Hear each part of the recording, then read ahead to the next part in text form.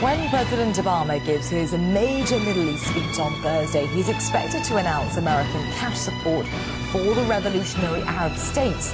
The buzzwords are likely to be about supporting democracy. But as Gani Chichiken reports, not everyone's fight for freedom fits Washington's plan. Words could be about democracy. Actions are about interests.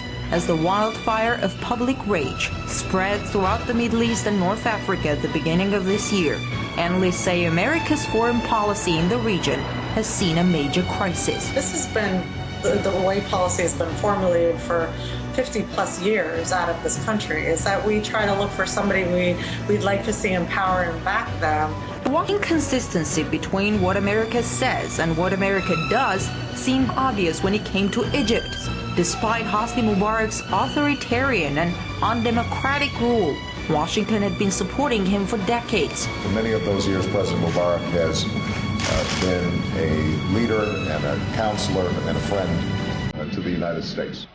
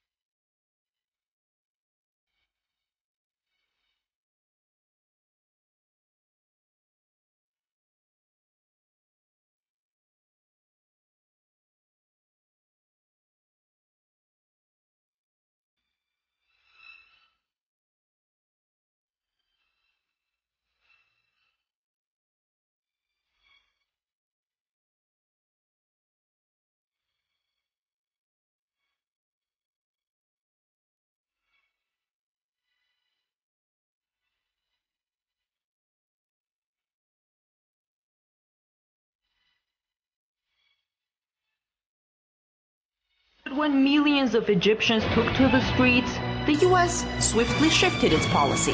As veteran Washington hawk Zbigniew Brzezinski explains. If we conclude, for example, that the street is going to win, there's no point butting our head against the wall in order to save a government that's doomed. On the other hand, if we are convinced that the street is going to fail, there's no point massively antagonizing the government with which we have to deal after whatever happens is over.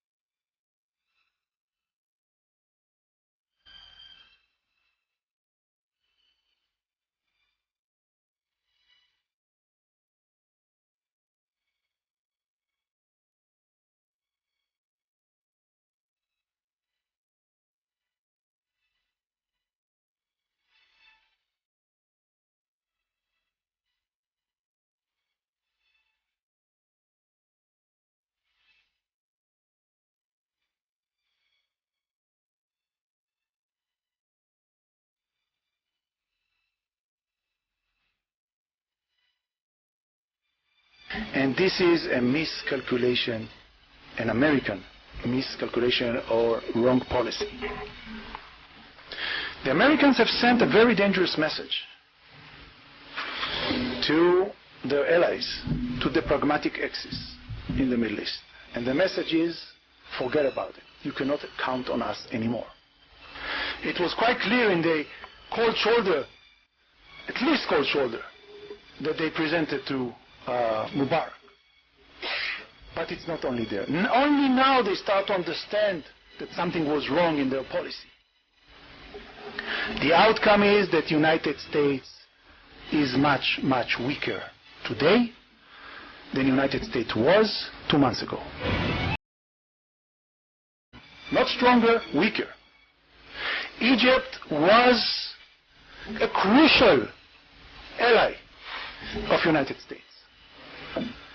What is needed right now is wise. I would call to establish right now a Marshall Plan, a second Marshall Plan, like after the Second World War. This Marshall Plan should be designated for the Muslim world, for those new regimes that were established or are being established right now. Though this Marshall Plan should be used to support other pragmatic regimes that didn't face yet the internal revolutions.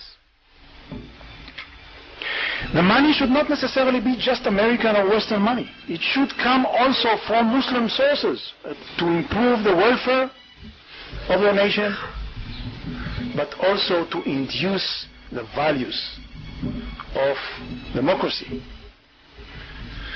If this would happen, it would take a long period of time until we see the good fruits of that process. There is, in my view, a responsibility for the Israeli government to start political process to support the pragmatic Palestinian. In Saudi Arabia, one of the U.S. key allies in the region, scores of dissidents have been arrested. And the U.S. seems to be okay with all of that. But one state that is coming close to being on Washington's blacklist is Syria, Iran's closest ally in the region. There is strong condemnation of the Syrian leadership, and a White House source said the administration is close to declaring President Assad's rule there illegitimate. Action might follow. هل حققت الفوضى الأمريكية الخلاقة التي بشرت بها كونداليزا رايس أهدافها في الشرق الأوسط؟ أليس ما يجري في العراق وفلسطين ولبنان مجرد صراع دموي على السلطة؟ أليست معركة بين معسكري التشدد والاعتدال؟ أليس الذي حصل في فلسطين انقلابا أكثر منه عملية تنظيف داخلية للطحالب العميلة كما سماها كاتب فلسطيني؟ ألم تتخلى بعض حركات المقاومة عن الجهاد بمجرد وصولها إلى السلطة؟ أليس حريا بالأطراف المتصارعة في المنطقة أن تتجنب الأفخاخ الأمريكية التي تريد خلق فوضى عارمة تأتي على الأخضر واليابس؟ ألا ينفذ المتصارعون على السلطة في العراق ولبنان وفلسطين المخطط الأمريكية بعلم أو بغير علم؟ أليس ما يهم الأمريكيين ثروات المنطقة وليس شعوبها؟ أنا أعتقد أن الصورة واضحة لدرجة أنها لا يمكن أن تختفي أو تنطوي على أحد من أي أبناء أمتنا الذين يتابعون ما يجري على الساحة. نحن بصدد انقلابات على الشرعية، نحن بصدد فوضى أو ننفذ الفوضى التي يريدها لنا الغير، يعني هذا هو السؤال. أنا سأقتبس فقرة لديفيد وارمرز وهو مستشار والمسؤول عن قسم الشرق الأوسط في فريق ديك تشيني. يقول من ضمن خطتنا في المنطقة لا بد أن ننتبه للإعلام. الإعلاميون العرب كلهم أعداء وكلهم ضد السامية وكلهم يمكن أن يشكلوا معسكر الخصم، لكن لا بد أن نجد اسطبلا من الإعلاميين العرب يشبه اسطبلا وسأكمل يشبه سفينة نوح. الأحصنة في هذا الاسطبل وظيفتهم أن يقولوا دائما إن سوريا وإيران هما المشكلة. أما الحمير فهم من يصدقوننا بأننا نريد الديمقراطية. أما حظيرة الخنازير الذين يقتاتون على فضلاتنا فمهمتهم كلما أعددنا مؤامرة أن يقولوا أين هي المؤامرة.